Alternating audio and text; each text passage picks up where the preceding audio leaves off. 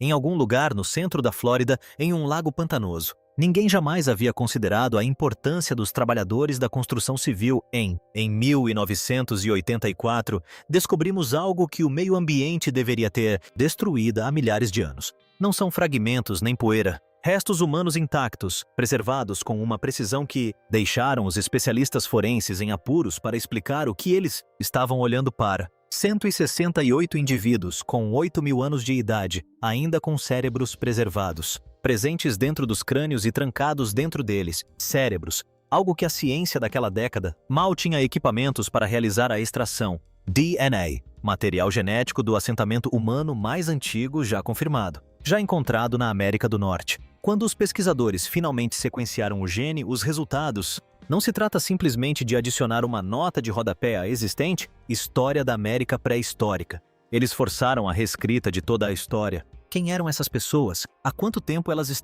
já estiveram lá? E que tipo de sociedade eles tinham? Já haviam sido construídos, muito antes de alguém sequer pensar nisso. A complexidade era possível. Foi isso que o pântano revelou. Steve Vanderjack não estava procurando por história. Ele estava operando uma escavadeira em uma pequena área, clareira em um lago pantanoso comum no condado de Brevard, Flórida. Terreno para um empreendimento imobiliário. Era o ano de 1984. O lago era negro, raso e por todos os lados. Medida visível, completamente normal. Então algo caiu em seu balde. Ele parou a máquina e desceu para olhar. Era redondo, castanho escuro e, a princípio, ele pensou que fosse uma pedra. Rochas não são comuns naquela parte de Flórida, que foi o que o fez escolhê-la. Acima, ele virou o objeto. Estava olhando para ele. Um crânio humano. Sua primeira suposição foi a mesma suposição de qualquer pessoa. Faria. Alguém havia sido assassinado e jogado no água. A polícia foi chamada. Um legista examinou o crânio e notou algo. Isso complicou imediatamente a teoria. O osso estava escuro por completo, manchado por ação prolongada. Imersão em turfa. Essa morte não foi recente. Isso não era um assunto para a polícia. O legista tomou a decisão que mudaria tudo. Toda a trajetória do site. Era necessário um arqueólogo. Glenn Doran era um jovem professor assistente em Universidade Estadual da Flórida, especializada em restos esqueléticos humanos. A ligação o alcançou e ele saiu dirigindo, esperando muito pouco. O que ele encontrou quando chegou não serviu para nada, para aumentar as suas expectativas. Um pequeno lago escuro e pouco convidativo cercado por vegetação rasteira da Flórida. Mesmo assim, ele percorreu o perímetro. Em poucos minutos, ele estava olhando para grupos de material esquelético humano sendo erodido da turfa, bancos. Então ele encontrou mais 4 crânios e os dentes lhe disseram algo imediatamente. Os padrões de desgaste eram extremos, do tipo que acumula-se apenas quando os dentes são usados como ferramentas, e não apenas para comer. As pessoas modernas não produzem desgastes desse tipo. Povos antigos, pessoas que usavam os dentes para aderência, para trabalhar com materiais, para fazer as coisas, as mãos e as ferramentas faziam. Ele já sabia disso antes mesmo de qualquer resultado de laboratório ser divulgado, que ele estava examinando restos mortais de profundezas. Pré-história. A datação por radiocarbono confirmou isso. Os ossos tinham entre 7 e 8.000 anos. Anos de idade, 5.000 anos antes do nascimento de Cristo, 3.000 anos antes do primeiro pirâmide egípcia, 2.000 anos antes de Stonehenge. A equipe descreveu os resultados como caminhando sobre nuvens. Eles esperavam algo antigo. Eles não esperavam por isso. O problema foi imediato e enorme. Os restos mortais estavam submersos. O pântano continha milhões de galões e qualquer coisa, escavado sem condições controladas, se perderiam em horas de exposição ao ar livre. Foram necessários 2 anos para desenvolver uma solução. Foram perfurados 150 poços na turfa, e as bombas funcionavam. 24 horas por dia, bombeando 700 galões de água por minuto para fora do pantano. Lentamente, o chão do pântano começou a ceder. Visualizar. O que a equipe viu quando a escavação começou não era o que ninguém esperava. Os poucos crânios encontrados por acaso não são anomalias. Eram a superfície de algo muito maior. Corpo após corpo emergiu da turfa. Homens, mulheres, crianças. A maioria estava em posição fetal, exatamente como eles tinham sido colocados pelas pessoas que enterraram-nos. O arranjo foi deliberado e consistente em todo o fundo do pântano. Quando a contagem completa foi concluída, 168 indivíduos havia sido recuperado. Testes de datação realizados no próprio cemitério revelaram: esteve em uso contínuo por 1.300 anos. E isso não foi um evento isolado, não foi uma catástrofe, não morte em massa. Isto era um cemitério. Uma comunidade pré-histórica vinha devolvendo seus mortos para este local específico, geração após geração, por mais longo do que toda a extensão da história europeia registrada. História. A questão era quem eram eles. A primeira pergunta que qualquer cientista faz ao ser confrontado com vestígios tão antigos é simples: por que eles ainda estão aqui?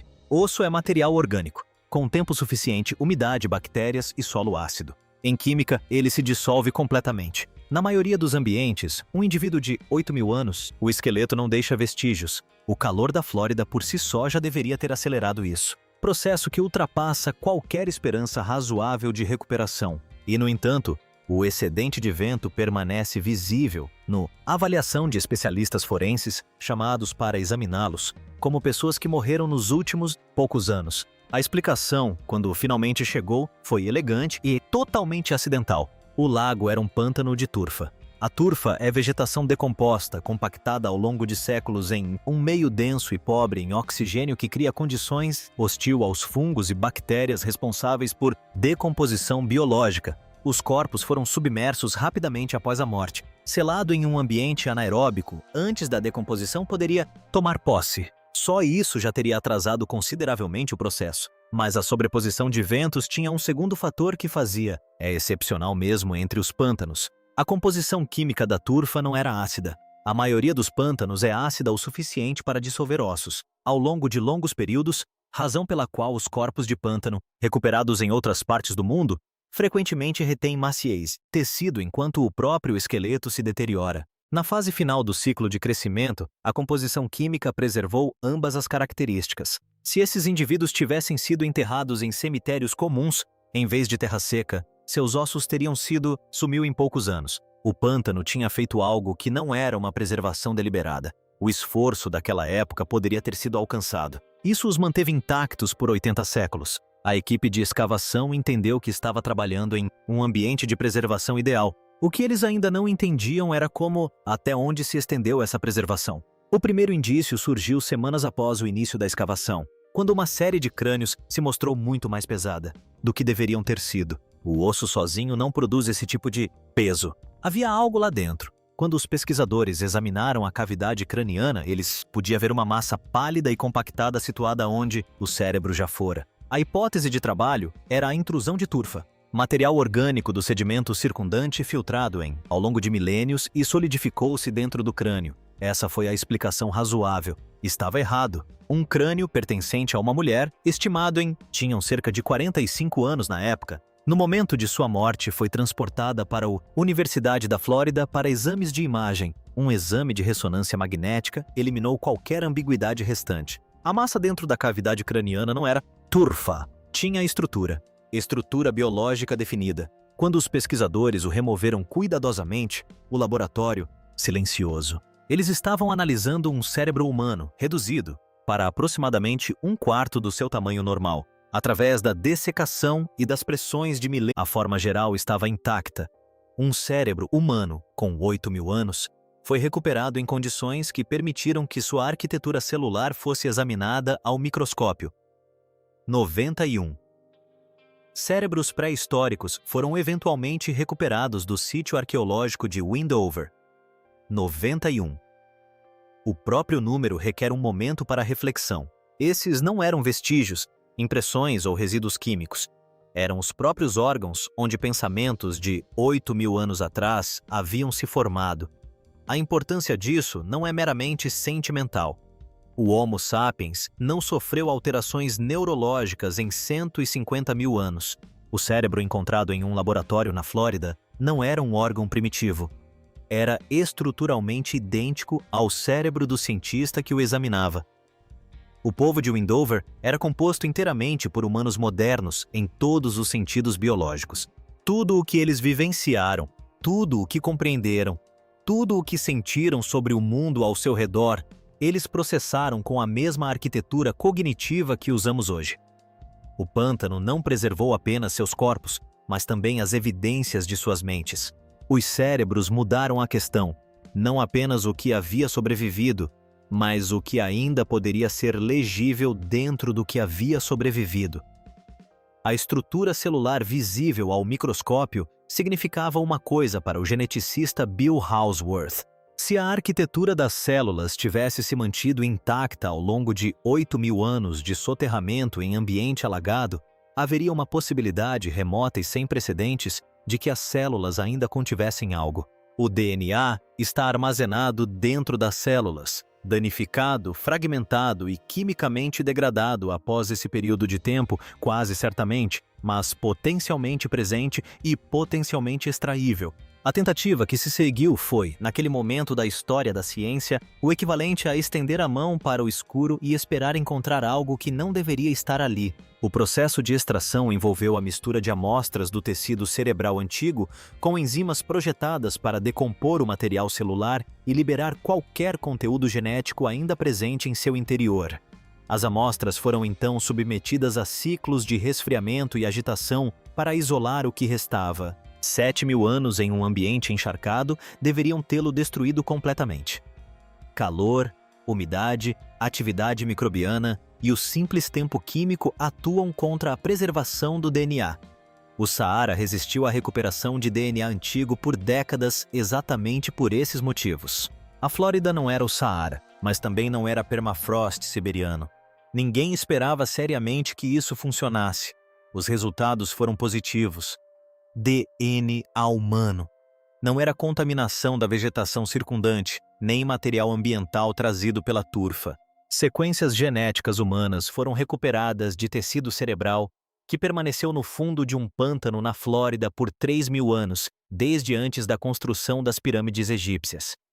Hausworth concentrou-se imediatamente no problema da contaminação, pois era aí que todo o resultado poderia se complicar.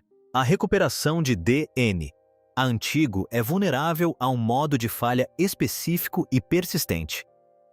O DNA humano moderno, proveniente dos pesquisadores que manipulam as amostras, pode infiltrar-se nas amostras e produzir falsos positivos. As sequências parecem humanas porque são humanas, mas não pertencem ao ser humano estudado. Para descartar essa hipótese, foi necessária uma comparação. Hausworth mapeou as sequências de Wendover em relação aos perfis genéticos conhecidos de diferentes populações étnicas. O resultado foi inequívoco. O DNA era distintamente do tipo nativo americano, uma assinatura genética com marcadores específicos que o distinguem claramente dos perfis europeu, africano e asiático. Como nenhum nativo americano esteve envolvido no manuseio ou processamento das amostras, a contaminação moderna pôde ser descartada com segurança. O que ele havia recuperado era genuíno, DNA da Idade da Pedra, proveniente do material genético humano mais antigo já extraído da Terra até então. As sequências continham informações que iam além da simples confirmação de identidade. Elas informavam aos pesquisadores a aparência dessas pessoas. Cabelos escuros, olhos escuros, pele escura, um perfil físico consistente com o das populações nativas americanas modernas. Essa não era uma raça misteriosa e perdida, sem nenhuma ligação com os povos que vieram depois. O povo Wendover eram os ancestrais. A assinatura genética presente nesses cérebros de 8.000 anos é a mesma assinatura que percorre as populações indígenas das Américas hoje. Eles não estavam no início de uma história que eventualmente se tornaria outra coisa. Eles eram o alicerce de uma linhagem que jamais se rompe. Um indivíduo foi selecionado para a reconstrução facial. Uma mulher com aproximadamente 70 anos na época de sua morte era um dos indivíduos mais idosos recuperados no local. Seu crânio foi escaneado e convertido em um modelo tridimensional. A profundidade dos tecidos, os dados e o perfil de DNA orientaram a aplicação das características faciais.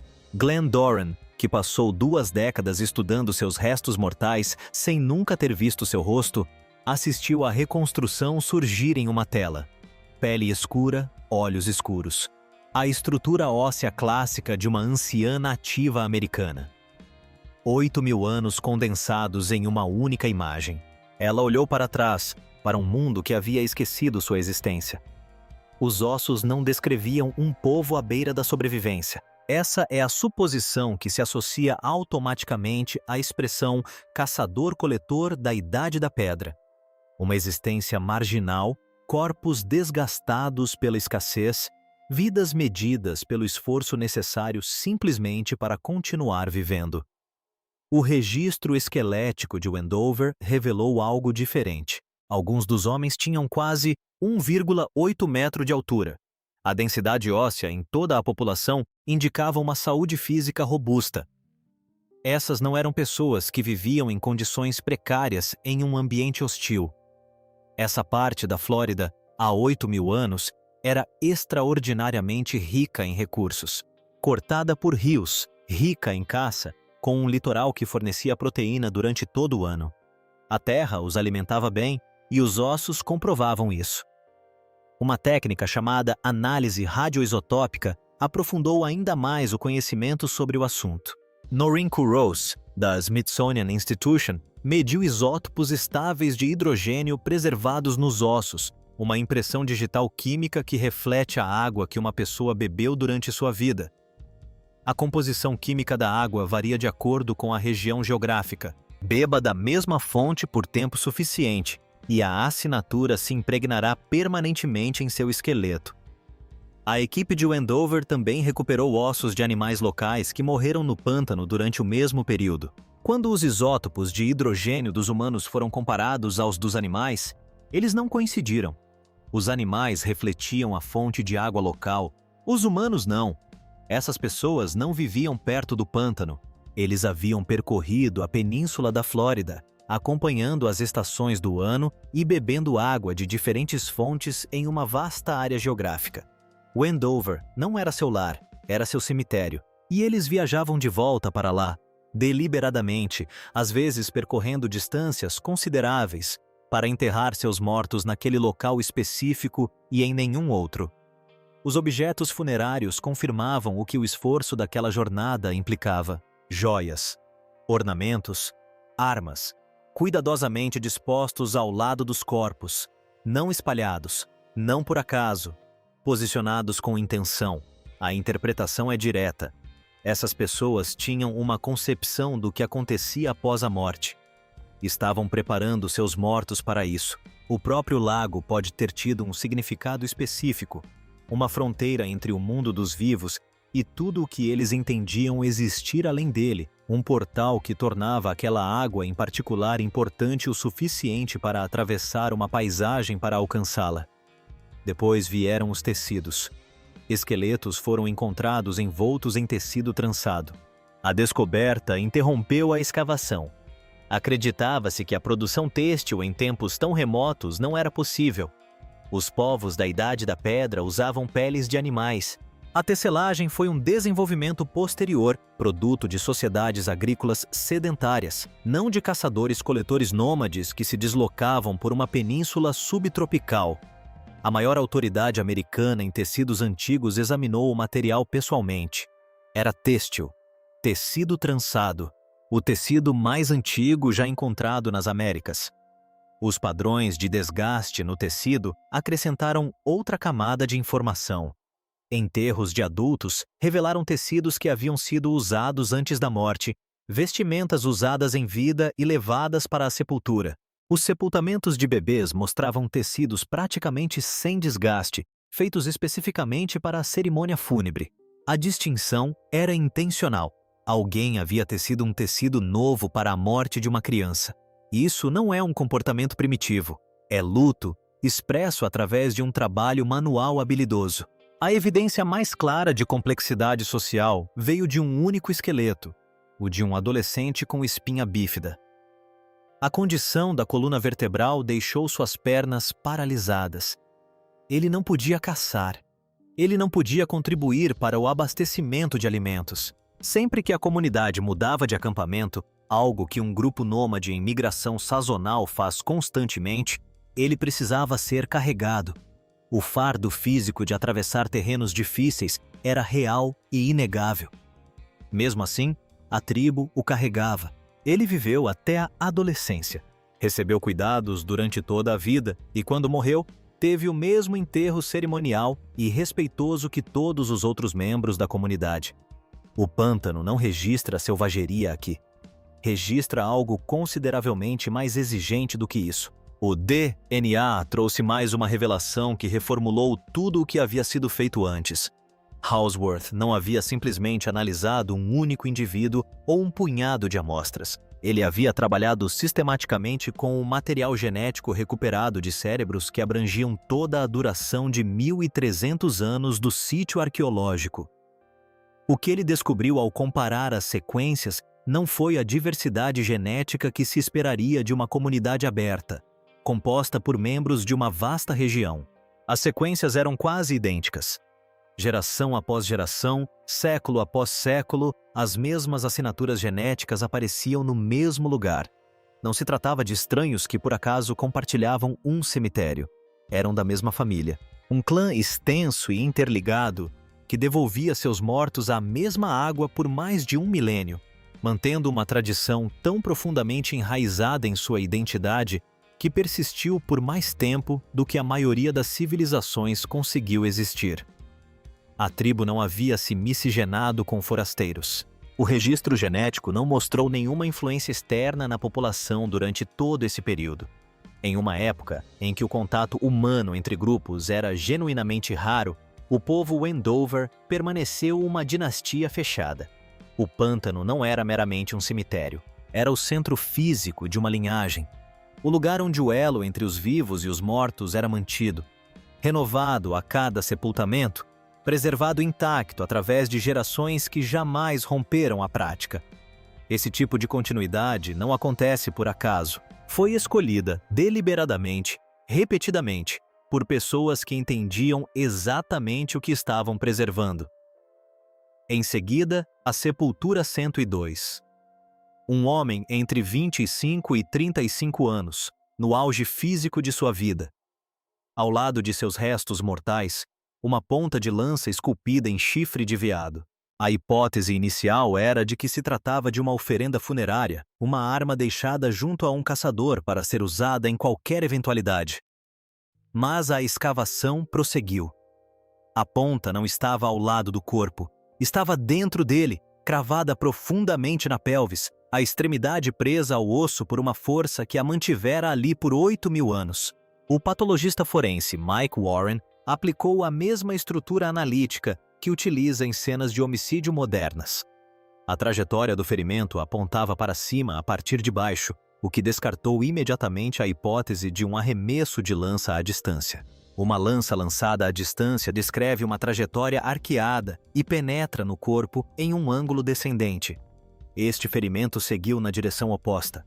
O homem já estava no chão quando a arma o atingiu. O ferimento não apresentava sinais de cicatrização. Ocorreu no momento da morte ou próximo a ele, mas não foi o ferimento fatal. Nenhuma estrutura vital foi atingida.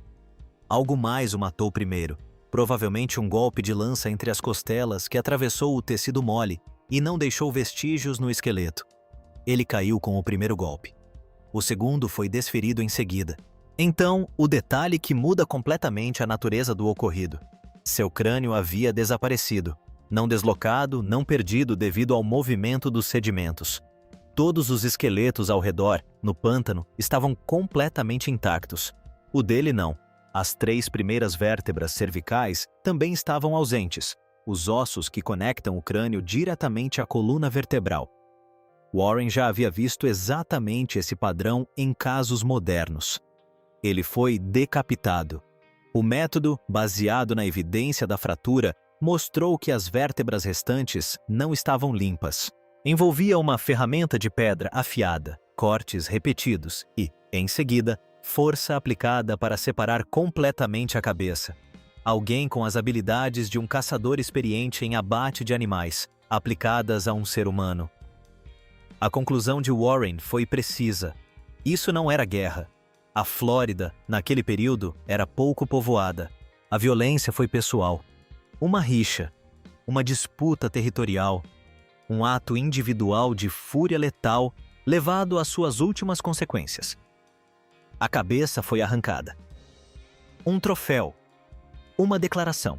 Dentro de uma comunidade que carregara seus paralíticos por paisagens e tecera sudários para seus bebês, um homem fora caçado, morto e deliberadamente mutilado. Ambas as coisas eram verdadeiras simultaneamente. Sempre são. Retornemos ao que o pântano de fato produziu. 168 indivíduos preservados ao longo de 8.000 anos em um ambiente que deveria ter tornado a preservação impossível. 91 cérebros intactos. O DNA humano mais antigo já recuperado no momento da extração. O tecido mais antigo já encontrado nas Américas. Um registro genético que abrange 1.300 anos de sepultamento familiar contínuo. Um caso de homicídio forense resolvido sem uma única prova moderna. Cada uma dessas descobertas teria sido significativa isoladamente. Juntas, elas formam algo maior do que qualquer descoberta individual. Elas formam um retrato. O povo Wendover não era uma nota de rodapé. Eles não eram um antecedente primitivo de algo mais desenvolvido que surgiu posteriormente. Eles eram uma sociedade plenamente desenvolvida, operando em um nível de sofisticação social e tecnológica que os modelos existentes da América pré-histórica não previram e não estavam preparados para acomodar. Eles teciam tecidos complexos, mantiveram um local sagrado por mais de 1 milênio. Eles cuidavam de seus deficientes durante as estações de migração. Possuíam sistemas de crenças tão elaborados que exigiam preparativos funerários, jornadas e cerimônias. Tinham conflitos pessoais tão graves que culminavam em decapitação. Todos esses fatos apontam na mesma direção. Esses eram humanos modernos, vivendo vidas humanas modernas. 8.000 anos antes de alguém pensar em procurar evidências disso em um pântano da Flórida. O DNA confirmou o que os ossos indicavam, e foi além. A continuidade genética ao longo de 1.300 anos de sepultamento indicou aos pesquisadores que essa não era uma população transitória de passagem por uma região. Este era um povo profundamente enraizado em um lugar, não geograficamente, pois as evidências isotópicas mostravam que eram nômades, mas espiritual e genealogicamente. O pântano era o ponto fixo em torno do qual toda a sua identidade se organizava. Eles percorriam a península. Eles sempre retornavam. O DNA é a prova desse retorno, escrito em sequências tão consistentes ao longo dos séculos que a fidelidade da tradição é mensurável no próprio registro genético. O que a ciência ainda não concluiu é a questão mais ampla que a janela para o DNA abre. As sequências recuperadas representam uma população que esteve nas Américas por tempo suficiente para desenvolver um perfil genético completamente distinto das populações asiáticas das quais descendem. A travessia da Sibéria para o Alasca, o isolamento na ponte terrestre de Bering, a expansão para o sul seguindo o gelo e, em seguida, o longo povoamento em bolsões geográficos por todo o continente. Tudo isso aconteceu antes de Wendover. Essas pessoas já eram consideradas ancestrais americanos quando começaram a enterrar seus mortos neste lago. Até que ponto essa linhagem se estende e quais outras comunidades existiam no continente no mesmo período ainda é uma questão em aberto. Os bancos de dados continuam crescendo. As técnicas de recuperação ainda estão sendo aprimoradas. O trabalho com DNA antigo em ambientes quentes e úmidos, considerado impossível por muito tempo pelas mesmas razões que tornaram Wendover tão inesperado, é agora um campo que existe justamente porque um pântano na Flórida provou que as suposições estavam erradas. É quase certo que existam mais sítios arqueológicos como este à espera de serem descobertos, não idênticos em termos de preservação, não idênticos nas suas descobertas, mas com o mesmo potencial para forçar uma revisão do que se pensava estar resolvido. O pântano de Wendover foi descoberto por acaso por um operário da construção civil que desceu de sua máquina para examinar algo que lhe parecia um pouco estranho. As pesquisas científicas que se seguiram levaram décadas e ainda não foram concluídas. Glenn Doran, que dedicou sua carreira a este local, disse que provavelmente nunca mais encontrará nada parecido. E provavelmente está certo. Mas as questões levantadas por Wendover sobre quem foram os primeiros americanos, há quanto tempo estavam lá e o que já haviam construído antes do início dos registros históricos, agora têm um método.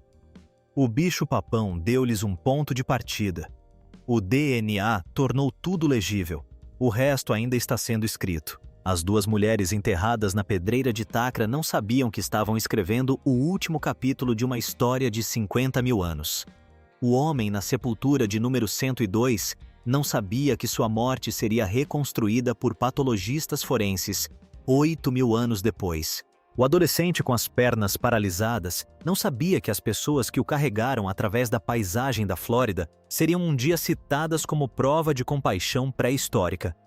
Eram pessoas específicas, particulares e insubstituíveis, vivendo em uma sociedade que tecia tecidos, honrava seus mortos e continuava a retornar à mesma água por mais gerações do que a maioria das nações existe. O pântano os preservou. O DNA os leu. O que eles revelaram não foi um mundo primitivo que precedeu o nosso de forma desajeitada. Era o mesmo mundo, funcionando com as mesmas minas, mantido unido pelos mesmos impulsos que ainda nos definem. Só precisamos de 8 mil anos e do lago certo para enxergá-lo.